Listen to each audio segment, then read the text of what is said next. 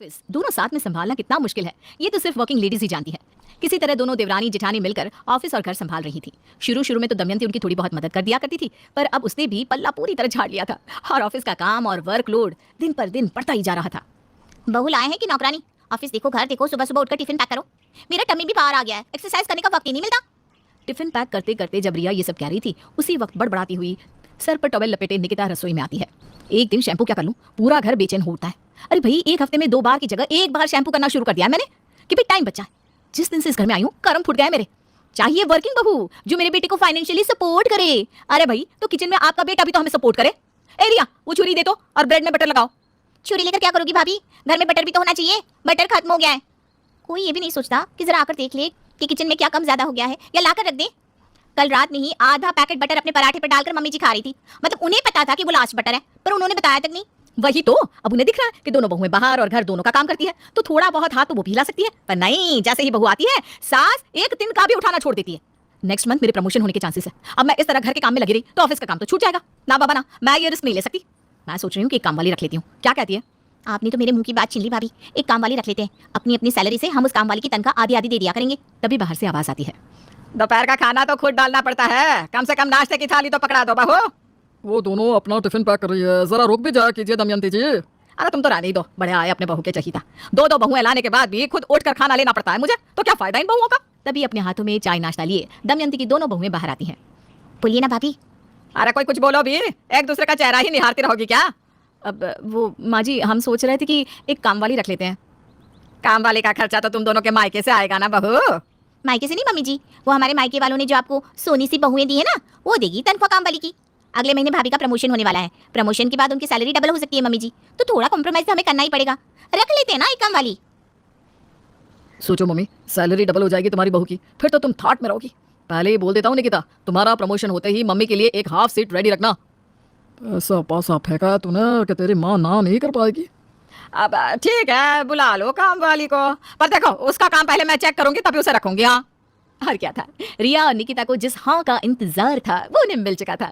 दोनों बहू सारा काम धाम छोड़कर काम वाली ढूंढने निकल पड़ती हैं और 1 घंटे के अंदर ही रेशम को उठाकर अपने घर ले आती है। माँ जी, ये रही रेशम, हमारी हाउस हेल्प। तू अंदर कैसे आई? दरवाजे से? बाहर जा, बाहर जा। अरे बहू, किसे ले आई तू? इसके कपड़े देखे हैं? कितने दिनों से नहाई नहीं, तू बता। बिना नहाए भी आपसे जवान लग रही हूँ मैं माँ जी। हाँ? यह किसे उठा कर ले आई तुम दोनों? यह बुढ़िया मुझसे 10 साल बड़ी है और मुझे माँ जी कह रही है। आपकी सोच के अनुसार ही आपको नाम दिया है मैंने। तुम दोनों बच्चियों का क्या होता होगा, इस घर में ऐसी औरत के साथ रहना पड़ रहा है तुम दोनों को। तभी बहस को शांत करती हुई फुसफुसाकर रिया कामवाली से कहती है, मैं आपके आगे हाथ जोड़ती हूँ आंटी जी, थोड़ी देर अपनी जबान बंद कर लीजिए ना। एक बार मम्मी जी आपको काम पर रख ले, उसके बाद आपको जो करना है मम्मी जी के साथ आप कर लीजिएगा। बता कितने पैसे लेगी तू? बर्तन, खाना, झाड़ू, पोछा, कपड़े सब मिलाकर 20,000 रुपए। बाप रे बाप, तू तो मेरी दोनों बहुओं की पूरी तनख्वाह ही खा जाएगी। रात का खाना ये दोनों मिलाकर बना लेगी, तू बस नाश्ता और दोपहर का खाना बना। कपड़े में क्या करना है, मशीन है उसे में डाल दो, कपड़े धुल जाएंगे। फिर क्या, बस उन्हें छत पर ही तो डालना रहेगा। और हम मुश्किल से 6 लोगों के बर्तन होते ही कितना है, सब मिलाकर 8,000, उससे ऊपर 1 रुपया नहीं दूंगी मैं। वो तो आपकी दोनों बहुओं का चेहरा देखकर मैंने 20,000 कह दिया, वरना बाकियों के पास से तो 25 से कम नहीं लेती मैं। अरे ना ना, ठीक है फिर, राम राम। आप जैसे ही लोग मिलते हैं मुझे और फिर कहते हैं फटे कपड़े क्यों पहनती है। अरे भाई, पैसे दोगे तब तो अच्छे कपड़े पहनूंगी ना मैं। निकिता चुपके से दमयंती को इशारा करती है। अच्छा ठीक है माँ जी, आप जो होते बस। देख लिया, ऐसे होता है काम। और रेशम को अपनी सास के भरोसे, या ये कहे कि अपनी सास को रेशम के भरोसे छोड़कर दमयंती की दोनों बहुएं ऑफिस के लिए निकल जाती हैं। माँ जी, बर्तन साफ कर दिए मैंने, अब बताइए दोपहर में क्या बनाना है। चल तो रसोई में, पहले मैं देखती हूँ कि कैसे बर्तन साफ किया है तूने। दमयंती रेशम के साथ रसोई में जाती है और वहां पड़ी एक प्लेट को उठाती है। हे राम, ये कैसे बर्तन धोए हैं, दाल तो वैसी ही चिपकी हुई है। और इस कटोरी को देख, इसमें डिटर्जेंट लगा हुआ है। ऐसे बर्तन में हमें खाना खिलाएगी तो कल के मरते हम आज मर जाएंगे। ऐसी बात है तो आप मुझे बर्तन धोकर दिखा दीजिए माँ जी, वैसे भी ना अभी कई बर्तन बाकी हैं। और रसोई की बाकी सारे बर्तन रेशम निकाल कर दमयंती को धोने के लिए दे देती है। दमयंती सारे बर्तन धोकर रेशम को दिखाती है। देखा, ऐसे साफ होता है बर्तन, चमकने लगे ना। हाँ हाँ माँ जी, अब तो आप आराम से अपने घर के सारे ड्रेसिंग टेबलों को हटा सकती हैं, क्योंकि इन बर्तनों में ही चेहरा दिख रहा है। बस आपने बताया नहीं क्या क्या बनाना है।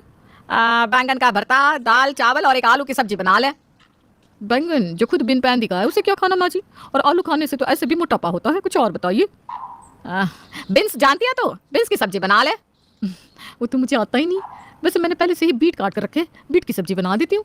रेशम दोपहर का खाना बनाकर सभी को हाथ में थाली पकड़ाती है। अब तो तू खुश है ना दमयंती? तेरे हाथ में आकर कोई खाने की प्लेट दे रहा है। इसके सामने इसकी तारीफ करके इसका सिर मत सुझाओ, ऐसे ही हवा में उड़ती रहती है ये। इसी तरह दिन बीतते जाते हैं और दमयंती और रेशम के बीच में नोक-झोंक चलती ही रहती है। एक हफ्ते बाद खाना हो गया रेशम, अब जा तू कपड़े देख। कपड़े तो धो दिए मैंने और सुखा भी दिए। जो काम था आज का पूरा हो गया। रात के खाने की बात हुई नहीं थी, तब मैं चलती हूँ। अरे नहीं नहीं नहीं, रुक रुक। दमयंती फौरन छत पर जाती है और कपड़े नीचे लेकर आती है।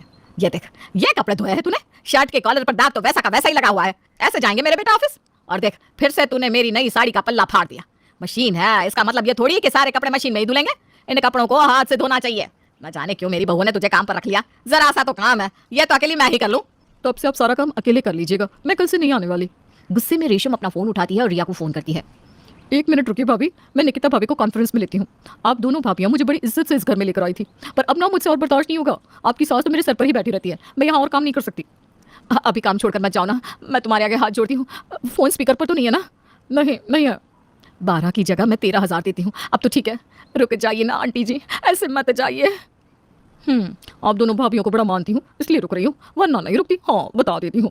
हर 7 दिन में छठी बार काम छोड़ते छोड़ते रेशम रुक जाती है। पर